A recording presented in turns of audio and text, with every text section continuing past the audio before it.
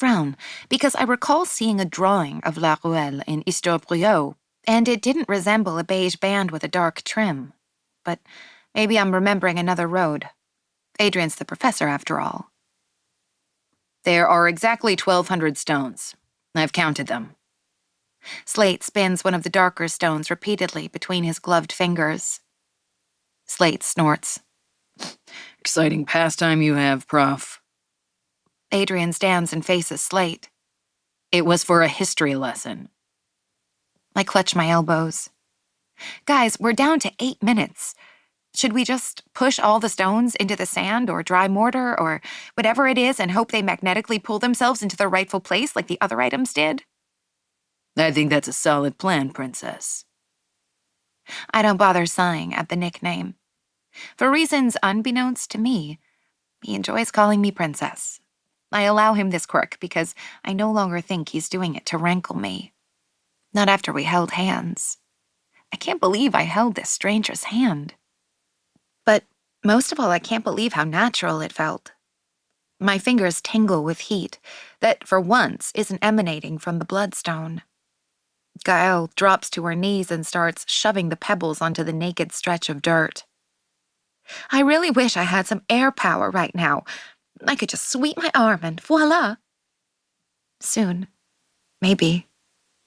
Ugh, would it kill me to be positive? I scrub out the maybe and focus on the soon. Soon we'll have solved the Quatrefoil riddles, proving that we're worthy, because that is the reason it's testing us, right? As I kneel to help the others, I refuse to believe it's all just some Machiavellian game with no end. Gael always says positive thoughts bring about positive results, so I think positive thoughts until my brain feels like it's bleeding rainbows. I sense both Adrian and Slate eyeing me as we work in silence, laying out the pebbles as evenly as possible. I'm guessing Slate's looking my way because of what happened earlier between us. What almost happened. As for Adrian, he's angry with me for trusting Slate. It rolls off his tight shoulders and saturates the dark air surrounding us. I want to snap at him to cool off, remind him that we're all stressed out, but barking will surely have the opposite effect. Slate peers at his wristwatch, a bulky, shiny thing.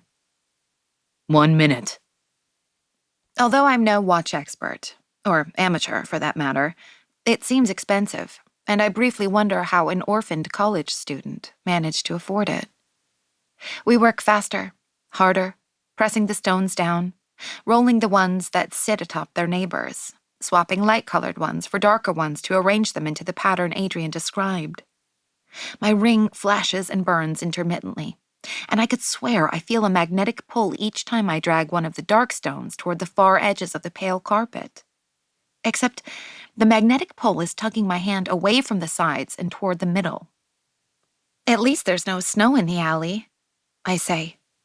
Look at me being so positive. Gael glances at the sliver of sky overhead. Let's not jinx it. What are you all doing here? The familiar feminine voice raises the fine hairs on my arms. Third was supposed to be evacuated,